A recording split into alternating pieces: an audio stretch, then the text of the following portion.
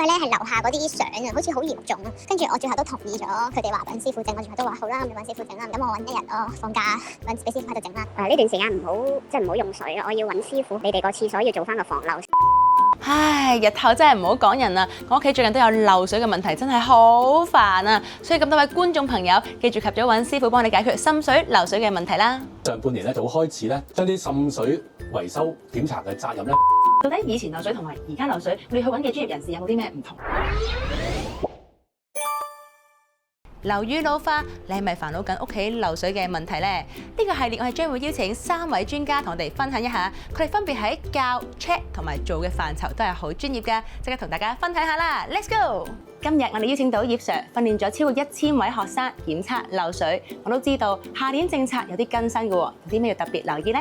咁咧，2025年施政報告已經講咗，明年上半年咧就會開始咧將啲滲水維修檢查嘅責任咧，俾翻樓上單位。咁食環署咧就會初步咧界定個滲水係咪來自樓上嘅單位，出信咧就要求樓上咧揾指定嘅人士咧喺指定嘅時間內進行檢測。咁如果唔係咧，食環署咧就會介入咧進行第2、第3階段嘅檢測。咁最後咧就會收翻樓上嘅檢測費嘅。咦，葉 Sir 聽你咁講，邊啲類型嘅專業人士會被邀請入到名單裏面呢？啲專業人士咧就包括建築師啦、測量師啦、工程師啦，咁仲有啲註冊小型承辦商啦、註冊嘅水喉匠啦，咁呢啲人咧都會被邀請入呢個名單裏面嘅。聽咗咁耐，我都好想知道啦，到底以前漏水同埋而家漏水，我哋去揾嘅專業人士有冇啲咩唔同呢？咁其實而家咧就好靠食環署咧做啲測試咧，幫樓上揾漏水啦。咁咧同埋咧揾附近嘅師傅咧去做檢查嘅。咁將來咧就會有個名單喺屋宇署啊或者食環署裏面咧，咁啲市民咧就可以揾啲名單旗下嘅人去做檢測㗎。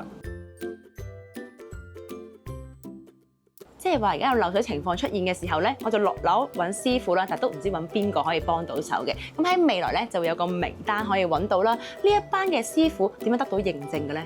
咁呢啲名單咧，其實本身喺屋宇署咧就做咗註冊人士啦，或者註冊小型承辦商啦，或者喺水務署咧係一個持牌嘅水喉匠嚟嘅。咁咧佢哋咧就政府咧已經認咗證㗎啦，就而家未公佈嘅，將來咧呢個名單咧就會公佈喺啲網頁度嘅。我哋記住要留意政策更新啦。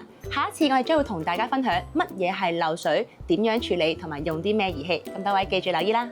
大家好，歡迎收睇扎扎 Shortcut 研究所，同咁多位介紹一下我自己先。我係 Sylvia，Hello， 好耐冇見，多謝咁多位師傅同埋觀眾朋友嘅留言，召喚我翻嚟客串一下，耶！咁我哋如果用一啲檢測儀器嘅話咧，包括係一啲，咁呢個又係咩嚟嘅咧？哇！呢啲咁大力嘅，嗱呢一個咧就我哋用嚟做